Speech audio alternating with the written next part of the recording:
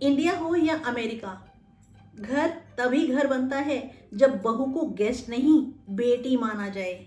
जब मेरी बहू पहली बार अमेरिका से आई तो उसके हाथ में सूटकेस ज्यादा थे, पर मन में सवाल उससे भी ज्यादा।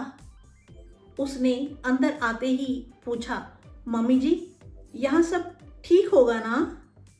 और मुझे तुरंत समझ आ गया, देश बदलता है, जुबान बदलती है, पर एक नई बहू का डर कभी नहीं बदलता।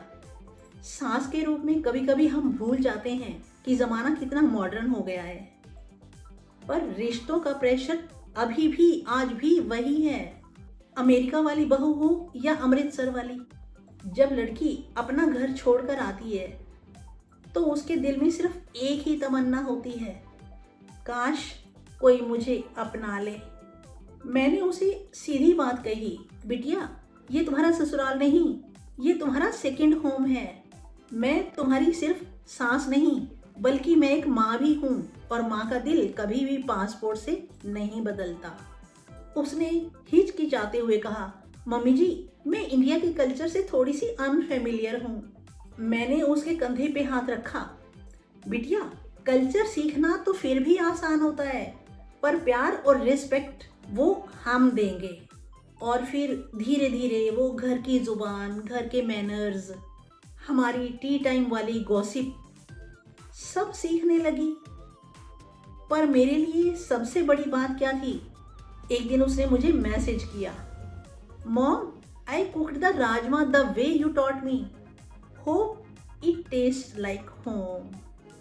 और उस मॉम में वो प्यार था जो सिर्फ एक रिश्ता नहीं बल्कि परिवार बनाता है। एनआरआई घरों में सब कुछ इम्पोर्टेड होता है, चीज, चॉकलेट्स, कैंडल्स, पर रिश्तों की वार्मथ इम्पोर्टेड नहीं होती, वो तो खालिस इंडियन होती है, जो बनानी पड़ती है हर रोज थोड़ा थोड़ा प्यार देकर, थोड़ी थोड़ी अंडरस्टैंडिंग से।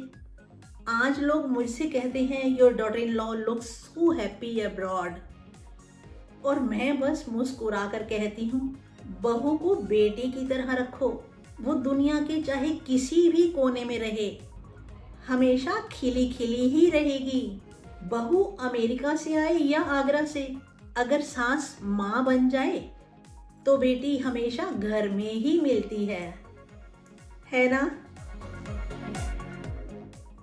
क्या आप जानते हैं किसी ऐसी बहू को जो एनआरआई है? तो ये वीडियो उस बहू और उस एनआरआई की सास को जरूर सेंड कर देना, और फिर देखना उनका रिएक्शन क्या है।